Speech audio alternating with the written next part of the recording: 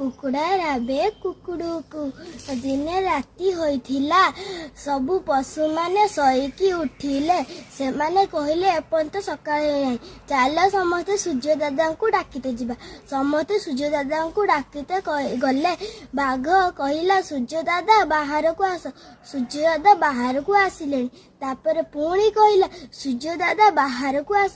ତାପରେ ବି ସୂର୍ଯ୍ୟ ଦାଦା ବାହାରକୁ ଆସିଲେଣି। ତାପରେ ହାତୀ କହିଲା ମୁଁ ଡାକିମି ଦେଖିଆ। ହାତୀ କହିଲା ସୂର୍ଯ୍ୟ ଦାଦା ବାହାରକୁ ଆସ। ତଥାପି ସୂର୍ଯ୍ୟ ଦାଦା ବାହାରକୁ ଆସିଲେଣି। ତାପରେ ଭାଲୁ କହିଲା ଯାଉଛି ମୁଁ ଡାକିବି। ଭାଲୁ ଡାକିଲା ସୂର୍ଯ୍ୟ ଦାଦା ବାହାରକୁ ଆସ। ତଥାପି ସୂର୍ଯ୍ୟ ଦାଦା ବାହାରକୁ ଆସିଲେଣି। ସେତିକି ବେଳେ ଗୋଟେ କୁକୁଡ଼ା ଆସି କହିଲା ମୁଁ ଡାକିବି କି? ଭାଲୁ କହିଲା ହସିଲେ ସମସ୍ତେ। ଭାଲୁ କହିଲା ତାକୁ ଥରେ ଡାକିବା ପାଇଁ ସୁଯୋଗ ଦିଅ। କୁକୁଡ଼ା ଡାକିଲା କୁକୁଡ଼ୁକୁ। ସେତେବେଳେ ସୂର୍ଯ୍ୟ ଦାଦା ଟିକେ ବାହାରକୁ ଆସିଲେ। ତାପରେ ପୁଣି କୁକୁଡ଼ା ଡାକିଲା କୁକୁଡ଼ୁକୁ। ସୂର୍ଯ୍ୟ ଦାଦା ଅଧା ବାହାରକୁ ଆସିଲେ।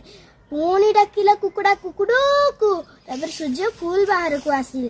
ସେଇ ଦିନଠୁ କୁକୁଡ଼ା ରାବିଲେ ଯାଇ ସୂର୍ଯ୍ୟ ବାହାରକୁ ଆସନ୍ତି।